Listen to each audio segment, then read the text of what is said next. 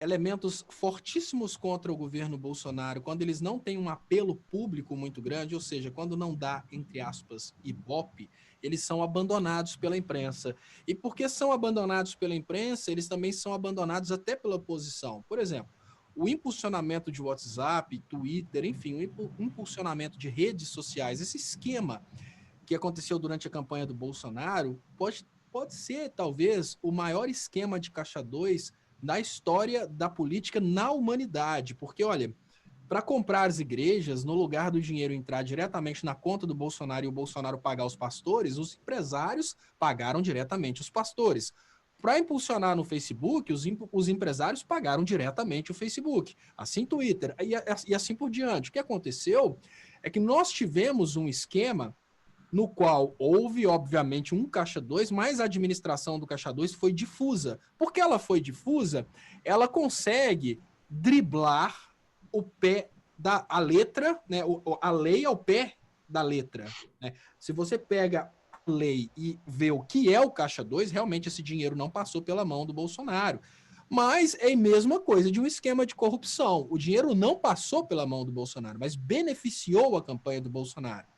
Imaginar que ministros do STF, ministros do Tribunal Superior Eleitoral são idiotas e não conseguiriam perceber isso é menosprezar os caras. Olha, tudo bem, todo mundo conseguiu perceber que eles fizeram um super esquema para driblar a lei. No lugar de ter um cara recebendo toda a grana e distribuindo esse dinheiro na campanha, houve uma distribuição difusa. É a mesma coisa de imaginar, Léo, que olha, eu vou trabalhar da seguinte maneira: para não pagar o imposto de renda, eu vou trabalhar da seguinte maneira: um cliente que eu tenho vai pagar o combustível que eu consumo no posto. Outro cliente que eu tenho vai pagar a minha conta no supermercado. Um outro cliente que eu tenho vai pagar a prestação do meu carro.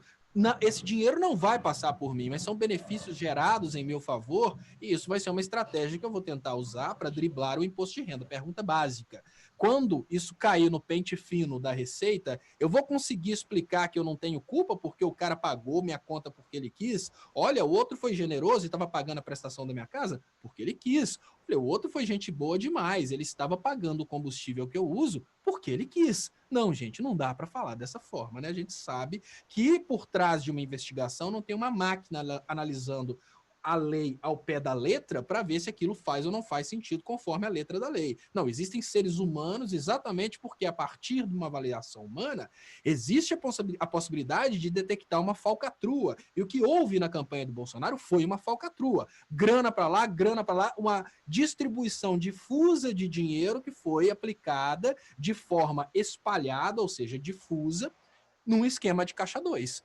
O dinheiro não foi para um lugar para a partir daquele lugar ter uma lista de furnas. Não, o dinheiro foi pago diretamente para onde ele deveria ser pago. Impulsionamento de Twitter, WhatsApp, Facebook e assim por diante.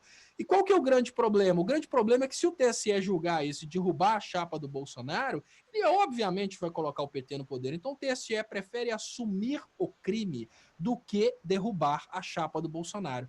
Mas isso é uma coisa que tem um nível de apelo público, agora voltando no início do que eu estava falando, isso é uma coisa que tem um apelo público pequeno. O público não quer ficar batendo em cima disso, o público não tem esperança que isso vai render. A imprensa também não pega em cima disso.